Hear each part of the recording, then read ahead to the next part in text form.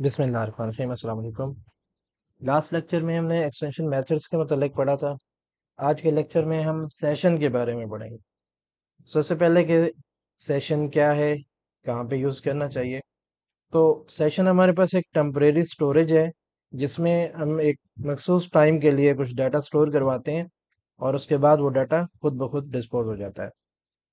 आमतौर पे कई लोग इसको लॉगिन के लिए यूज़ करते हैं, यूज़र लॉगिन होता है तो अपने सेशन में उसके सेशन में कुछ हम स्टोर करवा देते हैं और जब दोबारा यूज़र की तरफ से कॉल आती है तो हम उसी सेशन से दोबारा डाटा उठा लेते हैं। ये सेशन आमतौर पे 20 मिनट्स के लिए होता है। हम इसके टाइम को कस्टमाइज भी कर सकते हैं, अपनी मर्ज़ी से टाइम दे सकते हैं। और जितने यूज़र एक्सेस कर रहे होते हैं हर यूज़र का डिफरेंट सेशन बन रहा होता है। यहाँ यूज़र से मुराद आपका क्लाइंट है, यानी कि आपका ब्राउज़र। अगर एक ही एप्लीकेशन चल रही है, उसके अंदर एक ही यूज़र है, वो क्रोम से भी लॉगिन है, फायरफॉक्स से भी लॉगिन है, तो दोनों का सेशन सेपरेट होगा। फायरफॉक्स का अपना सेशन होगा, गूगल क्रोम का अपना सेशन होगा। तो ये चीज़ अभी मैं करके दिखाऊंगा भी। तो आपने ये समझना है कि हमने कोई भी डाटा टेम्परेरी स्टोर करवाना है। जैसे यूज़र लॉगिन हुआ है तो हमने टेम्परेरी अपने पास रखना है कि कौन सा यूज़र लॉगिन हुआ है, तो उसको हम सेशन में रख देंगे और जब भी वो आएगा हमारे पास हम देखेंगे, अगर वो लॉगिन नहीं है तो उसको हम लॉगिन के पेज पे मूव कर देंगे। तो सेशन यूज़ करने के लिए सबसे पहले आप ये जो बिल्डर में सर्विसेज ऐड करते हैं कंटेनर के अंदर, यहाँ पे कंटेनर में एक सर्विस ऐड करेंगे सेशन के नाम से, बिल्डर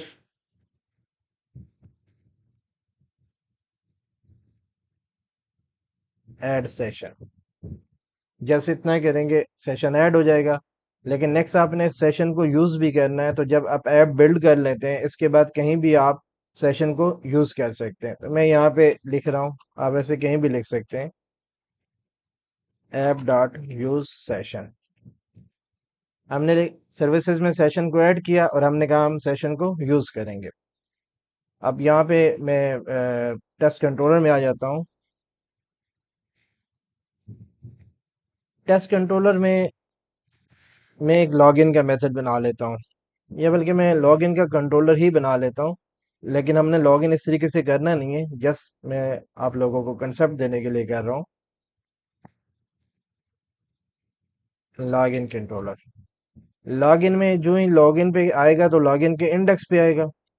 इंडेक्स में यहाँ पे हम चेक करेंगे H T T P context. अब ये H T T P context क्या होता है? ये बेसिकली आपकी रिक्वेस्ट का कॉन्टेक्स्ट है, यानी कि आपकी एक रिक्वेस्ट सर्वर पे आती है और उसके अगेंस्ट सर्वर कोई रिस्पांस जनरेट करता है और रिस्पांस जनरेट करने के बाद रिस्पांस ब्राउज़र को सेंड हो जाता है। तो ये जो सर्वर को रिक्वेस्ट रिसीव होती है और सर्वर उस रिक्वेस्ट के अंदर कुछ चीज़ें होती हैं उसके अंदर जनरेट होकर मिलती हैं, मतलब कौन से ब्राउज़र से रिक्वेस्ट आई है, कौन से आईपी एड्रेस से रिक्वेस्ट आई है, वगैरह वगैरह काफ़ी सारी चीज़ें होती हैं। अगर इसके साथ हम यहाँ पे रिक्वेस्ट देखें तो ये हमारे पास रिक्वेस्ट आ रही है और रिक्वेस्ट में हमारे पास ये काफ़ी चीज़ है, कंटेंट की लेंथ कितनी है, कितना बड़ा हमारे पास कंटेंट आ रहा है। यूज़र ने अगर ज़्यादा बड़ी चीज़ें सबमिट की हैं तो ज़्यादा आ रहा होगा, कम की हैं तो कम आ रहा होगा। स्कीम क्या थी, वो एच से कॉल कर रहा है, एच से कॉल कर रहा है। ठीक है, बॉडी के अंदर उसका कोई डाटा जो हमें सेंड कर रहा है वो मिल रहा होगा। इसके अलावा जो है कुकीज़ होंगी, कुकीज़ को भी हम स्टडी करेंगे, देखेंगे वो इसके अंदर हमें मिल रही होंगी। फॉर्म अगर सबमिट किया है तो फॉर्म मिल रहा होगा। और काफ़ी सारी और चीज़ें भी हैं जो इसके अंदर से हमें रिक्वेस्ट के हेडर्स मिलते हैं। हेडर्स में भी हमें काफ़ी इन्फॉर्मेशन मिल रही होती है। होस्ट मिलता है कि कौन सा होस्ट है, यानी कौन सी डोमेन है, लोकल होस्ट है या किसी और डोमेन से आया। और फर्दर जो है ना HTTPS है कि नहीं है, कौन सा पाथ था, प्रोटोकॉल कौन सा यूज़ हुआ, क्यूरी स्ट्रिंग कौन सी है, उसमें क्या क्या मेथड आ रहा है। अगर आप लोगों ने PHP पढ़ी है तो वहाँ डाटा साइंस का सर्वर होता है, उसके अंदर भी ये सारी इन्फॉर्मेशन मौजूद होती है। अच्छा, इस कॉन्टेक्स्ट के अंदर ना हमारे पास सेशन भी मौजूद होता है। सेशन से हम गेट स्ट्रिंग कहते हैं। अच्छा, ये सेशन से ना हम कुछ इस सेशन में गेट भी कर सकते हैं, सेट भी कर सकते हैं। तो ये मैं गेट मेथड कॉल करता हूँ तो गेट int 32 है, गेट स्ट्रिंग है। दो चीजें हैं, या तो आप इंटीजर वैल्यू रख सकते हैं इसमें या आप स्ट्रिंग रख सकते हैं। तो मैं इसमें कहता हूँ get string user name var user name is equal to this. अब मैं यहाँ पे चेक करता हूँ कि अगर यूजर नेम है तब तो ठीक है, आप होम वाले पेज पे चले जाएं। अगर यूजर नहीं है तो फिर लॉगिन पे हमने जाना है। तो ये चीज़ हम यहाँ मेंशन करने के बजाय हम इसको होम के कंट्रोलर में मेंशन करते हैं। होम के कंट्रोलर का इंडेक्स है, यहाँ पे मेंशन किया कि अगर यूजर नेम आ गया, ये यूजर नेम आ गया हमारे पास, हमने चेक किया इफ स्ट्रिंग इज नल और empty user name return redirect to action index, और इंडेक्स कौन से कंट्रोलर का, लॉगिन का। अब अगर सेशन के अंदर यूजर नेम नहीं है तो हमें लॉगिन पे भेज देगा। ये हमने लॉगिन का पेज बनाया हुआ है। इसके अंदर हम आएंगे तो यहाँ सिंपल में और कुछ भी नहीं करता, एक व्यू ऐड करता हूँ, रेजर व्यू और एम्प्टी रेजर व्यू। ये हमारे पास व्यू आ गया। इसमें हम एक गेस्ट फॉर्म बनाते हैं।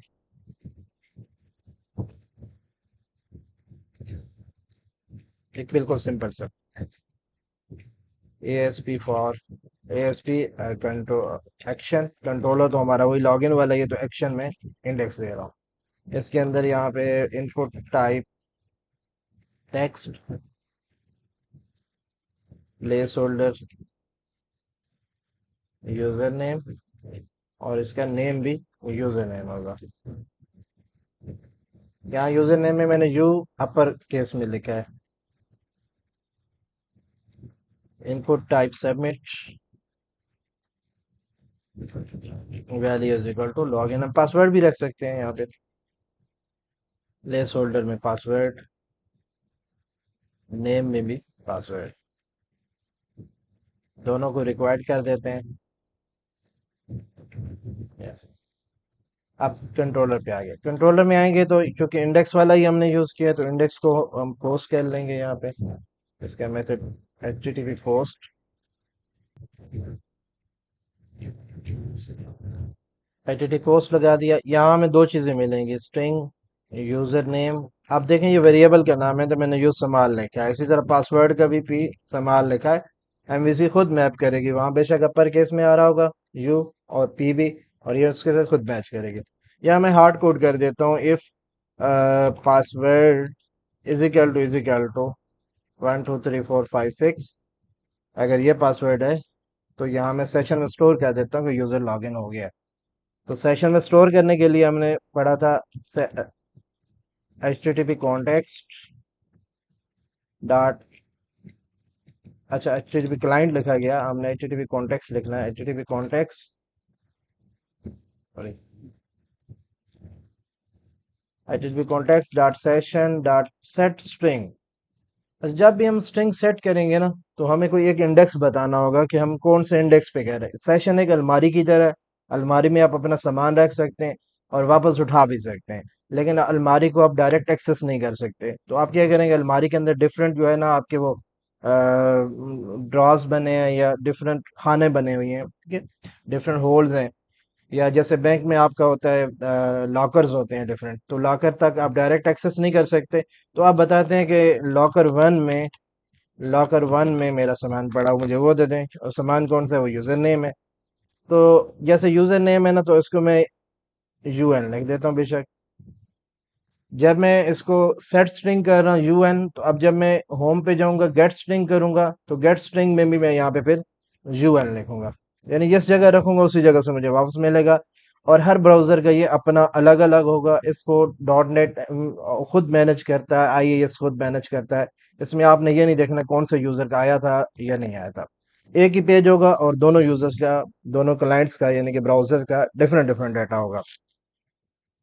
अच्छा, लॉगिन पे जब हम आए हमने देखा कि ये हमने सेट कर दिया। सेट करने के बाद return redirect to action index, ये क्या। अच्छा, इंडेक्स में होम के ऊपर हमने यहाँ पे डिबगर लगा लिया और लॉगिन में यहाँ पे डिबगर लगा लिया और इसको रन किया।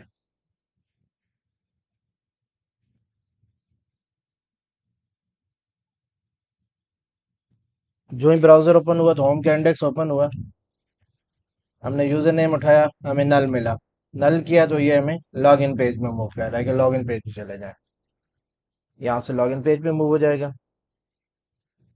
ये लॉग इन पेज पे आ गया। अभी हमने उसके साथ व्यू नहीं सेट किया हुआ एडमिन वाला या क्लाइंट वाला, तो ये इस वजह से यहाँ यूजर नेम में मैं अपना नेम लिख देता हूँ और पासवर्ड। नज़र इस वजह से आ रहा है कि हमने इसकी टाइप टेक्स्ट रखी हुई है, पासवर्ड करने का नज़र नहीं आएगा। लॉग इन, तो ये देखिए यूजर नेम भी रिसीव हो गया मुझे, पासवर्ड भी रिसीव हो गया। अब मैं आता हूँ, पासवर्ड 123456 है, इसने सेशन में चीज सेट की और इंडेक्स पे वापस मूव हो गया। अब देखें होम के इंडेक्स पे, अच्छा इसने मूव नहीं किया, मैं यहाँ पे खुद लिख देता हूँ ये होम का इंडेक्स। अब देखें यहाँ पे तो यूजर नेम मुझे मिल रहा है। अब यही यूजर नेम मैं यहाँ पे शो करवा सकता हूँ कि कौन सा यूजर लॉगिन है। तो यहाँ मैं वेलकम लिख देता हूँ, वेलकम, और आगे यूजर का नाम आ जाएगा जो भी यूजर लॉगिन है। तो ये मेरे पास लेआउट पेज है।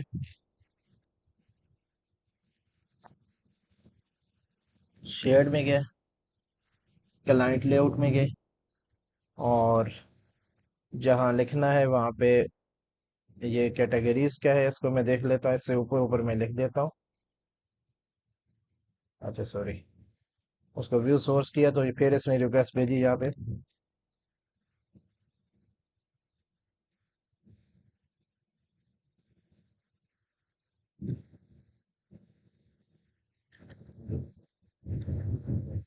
ये मेन नैव जो है, इससे ऊपर ऊपर हमने लिखना है। मेन नैव को हम सर्च कर लेते हैं यहाँ से। ये मेन नैव है, यहाँ पे हमने लिखना है। यहीं पे मैं कोड ब्लॉक ओपन कर सकता हूँ। वैसे अच्छी अप्रोच ये है कि कोड ब्लॉक जितने भी ओपन करने हैं वो आप टॉप पे ओपन करें। यहाँ पे मैं यहाँ टॉप पे कर लेता हूँ।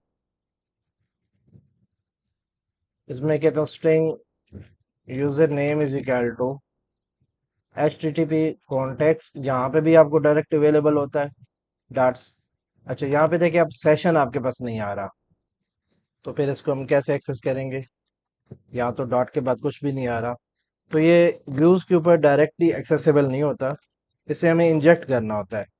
जिस तरह हम ब्राउजर में जिस तरह हम होम के कंट्रोलर में या हमने प्रोडक्ट के कंट्रोलर में हमने कंस्ट्रक्टर के थ्रू सर्विसेज को इंजेक्ट किया, इसके बरक्स जब आप व्यूज के ऊपर आते हैं तो यहाँ तो कंस्ट्रक्टर होता नहीं है। तो आप यहाँ पे अगर ऐप डीबी कॉन्टेक्स्ट लेना चाहते हैं तो आप, लास्ट टाइम मैंने पढ़ा भी था कि इंजेक्ट ऐप डीबी कॉन्टेक्स्ट, तो हमें यहाँ मिल जाता है। इसी तरह हमने यहाँ पे सेशन को भी इंजेक्ट करना है। अब सेशन को इंजेक्ट करने के लिए हमारे पास जो सेशन में जो लाइब्रेरी यूज होती है या जो नेम स्पेस यूज होता है, हमने पहले वो लिखना है, using Microsoft dot A S P net core dot H T T P. ठीक है, H T T P request है, उससे रिलेटेड सेशंस हैं, तो हमने पहले इसको लिखना है। फिर हमने यहाँ पे इंजेक्ट करना है। ये जो हमारे पास H T T P context था ना जिसके अंदर सेशन था, इसी H T T P context को हमने यहाँ पे एक्सेस करना है। एक्सेस करने के लिए हम लिखेंगे I H T T P contact accessor, I H T T P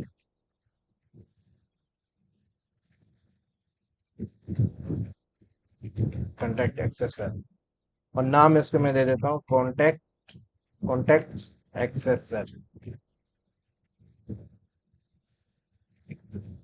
ये, अब यहाँ से मैं गेट करूंगा कॉन्टेक्ट एक्सेसर से। ये कॉन्टेक्ट एक्सेसर हो गया। Dot session dot H T T P contact dot session dot gate string जो है। अब मैं देखता हूँ मेरे पास यहाँ पे ये यूएन आता है या नहीं आता। अच्छा एक और बात, कि जब भी मैं इसको स्टॉप करके दोबारा रन करूंगा तो मेरा पुराना सेशन खत्म हो चुका होगा, क्योंकि जो एप्लीकेशन रिस्टार्ट होती है सेशन डिस्ट्रॉय हो जाता है। और अगर आप चाहते हैं कि रीबिल्ड करने पे डिस्ट्रॉय ना हो, तो उसके लिए भी हम फिर देखेंगे, उसमें हम एसक्यूएल सर्वर को यूज़ करेंगे, हमारे सेशन का डाटा एसक्यूएल सर्वर में सेव होगा। अच्छा, मैं इस पे होम पेज पे आया, रिफ्रेश किया, तो इसने मुझे एक एरर दिया कि no service type Microsoft dot A S P net को dot H T T P, जो ऊपर मैंने यूजिंग में लिखा था, और आगे H T T P contact accessor has been registered. तो असल में जितनी सर्विसेज को इंजेक्ट करना होता है, वो आपने पहले यहाँ पे रजिस्टर करनी होती हैं। जैसे हमारे पास ये builder dot service dot session था, हमने कंट्रोलर व्यूज ऐड किया, तो हमने यहाँ H T T P contact accessor को भी ऐड करना है। इसमें builder dot services dot add H T T P contact accessor. अब हम इसको रीबिल्ड करेंगे।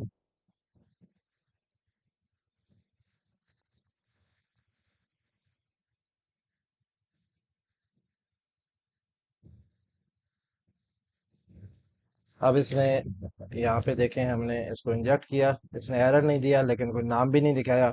यहाँ मैं अपना नाम मेंशन करता हूँ और पासवर्ड, उसके बाद लॉगिन करता हूँ।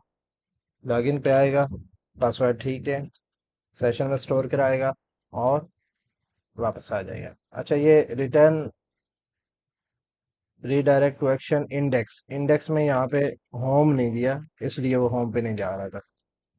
अब मैंने होम दे दिया, नेक्स्ट इसको अगर मैं लॉगिन करूंगा तो मुझे प्रॉपरली होम पे लेके जाएगा। अब यहाँ पे आए, यूजर नेम देखें, यूजर नेम अभी भी नहीं आया, क्योंकि बीच में हमने फिर रीबिल्ड कर दिया था, ताकि वो रीडायरेक्ट के बाद होम के इंडेक्स पे आए। अब लॉगिन देखें, अब देखें ये इसने प्रॉपर होम के इंडेक्स पे रीडायरेक्ट किया है। यहाँ पे वापस आए, हमारे पास यूजर नेम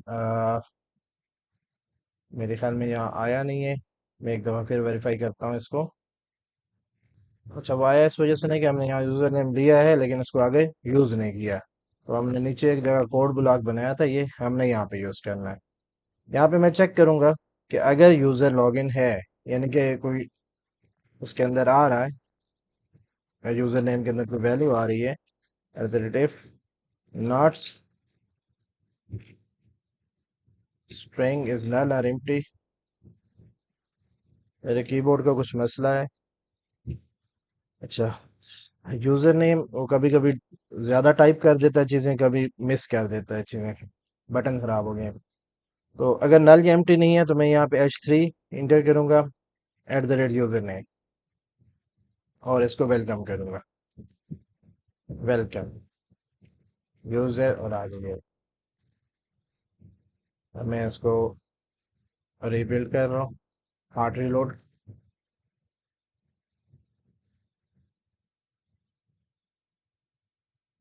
तो ये देखें वेलकम। तो अच्छा, इसको अब मैं वो कर लेता हूँ, इसके सेंटर में कर लेता हूँ।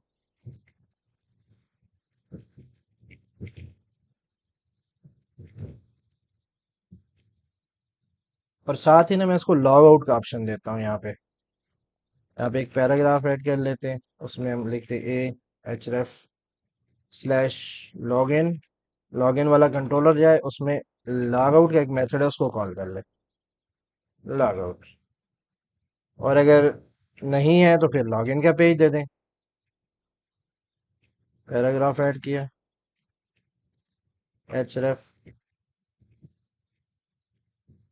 स्लैश लॉगिन,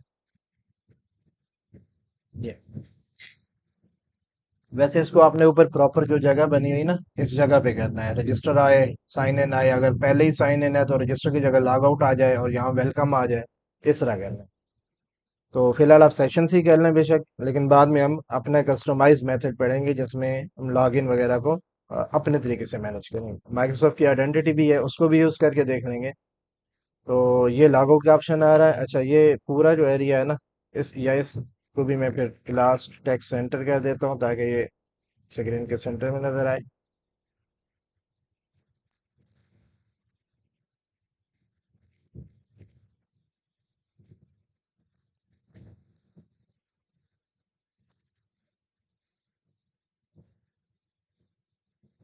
ये आ गया, मैंने लॉग आउट किया, उसने कुछ भी नहीं दिया क्योंकि मैंने लॉग आउट का मेथड ही नहीं बनाया अभी। लॉगिन वाले कंट्रोलर में गया, और यहाँ पे मैंने कहा कि जब मुझे रिक्वेस्ट आएगी लॉग आउट के नाम से, लॉग आउट, तो मैंने क्या करना है, यही कॉन्टेक्ट एक्सेसर में जो है इस यूएन के ऊपर नल स्टोर करवा देना है। इस तरह भी ठीक है, वो नल हो जाएगा। या दूसरा मेथड इसका रिमूव का होता है, आप वो भी कॉल कर सकते हैं कि H T P contact accessor dot session dot remove. Remove में जस्ट आपने की बतानी होती है कि कौन सी चीज़ आप रिमूव करना चाह रहे हैं। रिमूव हो गया। रिमूव होने के बाद हम इसको होम पे रीडायरेक्ट करेंगे। ये, लेकिन अब होम के ऊपर जो है हम फिर ये नहीं लिखेंगे कि अगर यूज़र लॉगिन नहीं है तो उसको लॉगिन वाले पेज पे ले जाएं। अब हम उसको लॉगिन पेज पे लेके नहीं जा रहे, लॉगिन का ऑप्शन दे रहे हैं। तो रीबिल्ड किया।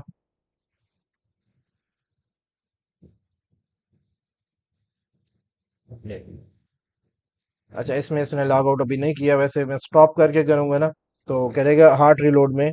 वो सेशन को मेंटेन रख रहा है। लॉग आउट किया तो लॉगिन का ऑप्शन आ गया, लॉगिन किया तो ये आ गया हमारे पास कोई भी नाम, पासवर्ड इंटर किया। ये मैं रिमूव कर देता हूँ, कंटिन्यू। तो देखिए ये वेलकम जी। और यहाँ से लॉग आउट किया तो ये लॉग आउट हो गया। अब हमने लॉग इन लॉग आउट को देख लिया। लेकिन एक चीज़ और है कि हम अगर ये लॉग इन करते हैं और यहाँ पे कोई स्टोर करते हैं और लॉगिन कर लेते हैं, इसके बाद हम अपना प्रोजेक्ट स्टॉप कर देते हैं। कोई भी उस प्रोजेक्ट में काम करना था, काम किया, काम करने के बाद दोबारा इसको रन करते हैं।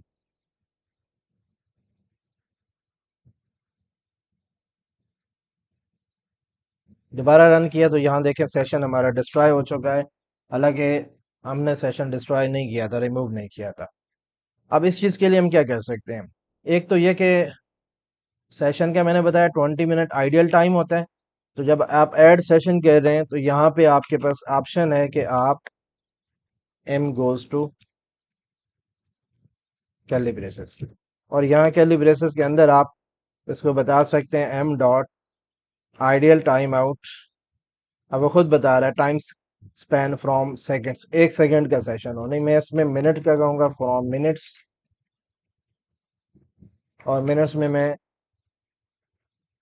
2 मिनट दे देता हूँ। तो आप देखेंगे कि 2 मिनट के अंदर अंदर अगर सेशन से कोई चीज़ आपने गेट या सेट ना की, यानी सेशन को यूज़ ना किया, तो ये ऑटोमेटिकली ख़त्म हो जाएगा, ऑटोमेटिकली रिमूव हो जाएगा। तो इसका 20 मिनट वैसे आइडियल टाइम होता है, मैं यहाँ 20 मिनट ही लिख रहा हूँ या 30 मिनट लिख रहा हूँ कि यूज़र लॉगिन हुआ, लॉगिन होने के बाद कहीं चला गया और 30 मिनट बाद वापस आया, जो ही पेज रिफ्रेश करेगा तो फिर लॉगिन पे चला जाएगा। या हम उसमें खुद मेथड भी लिख सकते हैं कि जो ही 30 मिनट पूरे हों वो खुद ही रीलोड हो और लॉग आउट वाले, लॉग आउट तो हो चुका होगा, लॉगिन वाले पेज पे मूव कर ले। अच्छा, इसके अलावा भी हमारे पास यहाँ पे ऑप्शन है इसके कि हमने इसके साथ जो है कुकी कौन सी यूज़ करनी है। असल में क्लाइंट साइड पे कुकी भी यूज़ हो रही होती है। तो एच टी पी ओनली है, इज एसेंशियल कुकी है, और बहुत सारी और चीज़ें भी हैं, वो हम डिस्कस करने के साथ साथ फिलहाल हम ये देखना चाह रहे हैं कि अगर हमारा सेशन डिस्ट्रॉय हो जाता है, हम रीबिल्ड करते हैं, तो डिस्ट्रॉय नहीं होना चाहिए। तो उसके लिए हमें डेटाबेस में स्टोर करना होगा सेशन को। तो ये मेरे पास builder dot connection string get connection string है, ये बेसिकली हमारे उस डेटाबेस की कनेक्शन स्ट्रिंग गेट कर रही है। तो ये हमने ऊपर भी गेट की थी, उस तरह भी गेट कर सकते हैं, string connection string is equal to ये। और यहाँ पे फिर मैं वही कनेक्शन स्ट्रिंग दे देता हूँ। अभी इसमें मैंने कोई चेंज नहीं किया, मैंने कनेक्शन स्ट्रिंग नीचे थी, ऊपर ऑब्जेक्ट बना के उसको दे दिया, क्योंकि ये मुझे कनेक्शन स्ट्रिंग ना और जगह पे भी ज़रूरत है। तो ऐड सेशन से पहले जो है यहाँ पे मैं एक कोड ऐड करूँगा, उसमें services builder dot services add distributed SQL server cache है। ठीक है, ये ऐड डिस्ट्रीब्यूटेड मेमोरी कैशे आ रही है, हमने यहाँ पे distributed SQL server cache use करनी है। तो उसके लिए हमें फिर पैकेज इंस्टॉल करना पड़ेगा, क्योंकि पैकेज इंस्टॉल नहीं है। इसके लिए मैं यहाँ पे राइट क्लिक करूंगा, नुगेट पैकेजेस पे जाऊंगा और ये एसक्यूएल सर्वर कैशे लिखूंगा। तो ये मेरे पास आ जाएगा Microsoft dot extensions dot caching dot SQL server. इसको इंस्टॉल करूंगा, आई एक्सेप्ट। अच्छा, ये यहाँ पे मेरे पास एरर है क्योंकि मैंने ये लाइन इधर ही छोड़ दी थी, कमेंट किया है इसको और दोबारा इंस्टॉलेशन पे गया है। इंस्टॉल हो चुका है। अच्छा, अब यहाँ पे मैं आ गया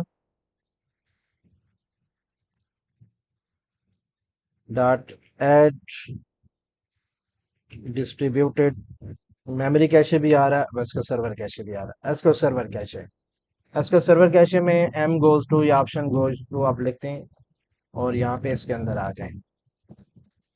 अब जो मैंने कनेक्शन स्ट्रिंग अलग ली थी ना, वो इस वजह से ली थी कि एम डॉट कनेक्शन स्ट्रिंग मैंने इसको बताना है कि इसने कैशे जो डाटा रखना है कैशे करके, यानी कि सेशन का जो डाटा रखना है वो कहाँ पे रखना है। पहले तो वो मेमोरी में रख रहा था, रैम में। अब मैं उसको कनेक्शन स्ट्रिंग दे रहा हूँ कि आपने इस कनेक्शन स्ट्रिंग पे ये वाला डाटा रखना है। इसके साथ मैंने इसको बताना है कि हमारे पास ना डेटाबेस का स्कीमा होता है, तो स्कीमा में हमने बताना होता है आमतौर पे डीबीओ यूज होता है। स्कीमा डीबीओ हम मल्टीपल स्कीमा यूज कर सकते हैं, मैं इसको डीबीओ दे रहा हूँ जो डिफॉल्ट होता है। तो schema name is equal to DBO, ये डीबीओ मैं दिखा भी दूंगा आपको, इसके सर्वर में आ रहा होता है। इसके बाद कौन से टेबल में इसने डाटा स्टोर करना है अपना, M dot table name is equal to session data. ये अब ये हमारा डाटा सेशन के अंदर स्टोर करेगा, टेबल के अंदर स्टोर करेगा, और हम इसको रीबिल्ड करेंगे तो वही टेबल से दोबारा उठा लेगा। हमने इसको बिल्ड किया, ये उस वक्त तक डेटाबेस में सेव नहीं करता जब तक इसके टेबल क्रिएट ना हो जाए।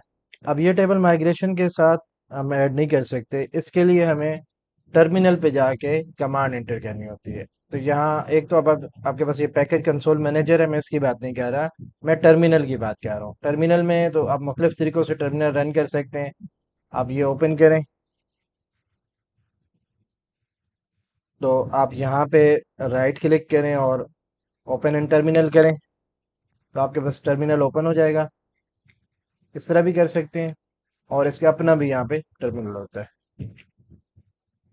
टर्मिनल, ये व्यूज के अंदर टर्मिनल आ रहा है। फिर टर्मिनल में आगे आपका टर्मिनल यहाँ नीचे खोलेगा, मैंने इसकी सेटिंग की हुई है, ये ऊपर आता है यहाँ पे। अच्छा, टर्मिनल पे आपने कमांड लगानी है dot net SQL cache, dot net SQL cache. उसके बाद आपने यहाँ कनेक्शन स्ट्रिंग देनी है कि आपका डेटाबेस कौन सा है। उसके अंदर आपका डीबीओ है, और डीबीओ के अंदर आपका सेशन डाटा के नाम से टेबल बनना है।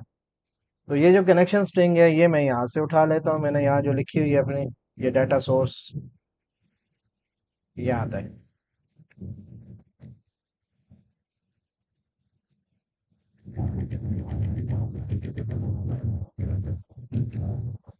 ये, इसके बाद मैंने एंटर प्रेस किया। अच्छा, इसमें वो कह रहा है कि मेरे पास टूल्स जो है ना वो इंस्टॉल नहीं है, तो यहाँ मैं कहता हूँ डॉट नेट टूल इंस्टॉल। ये आप कमांड प्रॉम्प्ट में भी लिख सकते हैं, जरूरी है कि यहाँ पे लिखें डैश डैश ग्लोबल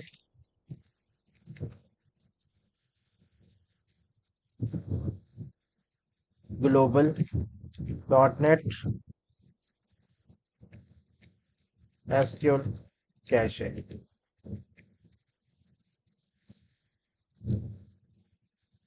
अब ये ग्लोबली इंस्टॉल कर देगा इसको, कैशे को। ग्लोबल्स का मतलब ये है कि मुझे ये दूसरे प्रोजेक्ट्स पे भी मिलेगा, कहीं से भी मैं इसको एक्सेस कर सकता हूँ। अब सेम कमांड में दोबारा रन करता हूँ, पहले वाली। तो ये कहता है unrecognised command argument data source is equal to dot. तो इसको कनेक्शन स्ट्रिंग से प्रॉब्लम आ रहा है। अच्छा सॉरी, मैंने थोड़ी सी मिस्टेक कर दी। Dot net SQL server cache, और कैशे को करना क्या है वो मैंने बताया ही नहीं यहाँ पे। तो क्रिएट लिखना है, dot net SQL cache create, और आगे कनेक्शन स्ट्रिंग का नाम, उसके बाद डीबीओ यानी कि स्कीमा नेम, उसके बाद सेशन डाटा यानी सेशन का नाम, सेशन का डाटा जहाँ जिस टेबल में स्टोर होगा वो। इंटर प्रेस किया, तो ये देखें table and index were created successfully. मैं इसको सर्वर में इसको देखता हूँ, राइट क्लिक किया, रिफ्रेश किया, तो यहाँ पे मेरे पास सेशन डाटा का टेबल आना चाहिए। अच्छा, टेबल एग्जिस्ट नहीं कर रहा, लेकिन इसको हम चेक कर लेते हैं कि ये काम कर रहा है या नहीं। टेबल नज़र नहीं आ रहा, लेकिन उसको हम टेबल को भी ढूंढ लेंगे। ये आ गया, लॉग आउट किया, लॉग आउट भी हो गया, दोबारा लॉगिन किया।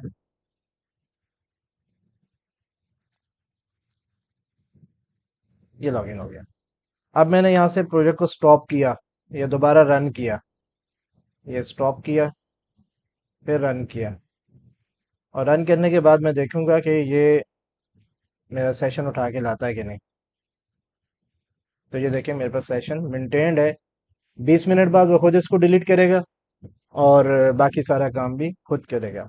बस हमारे पास सेशन चल रहा है और एप्लीकेशन स्टॉप होने पे सेशन एक्सपायर नहीं हो रहा।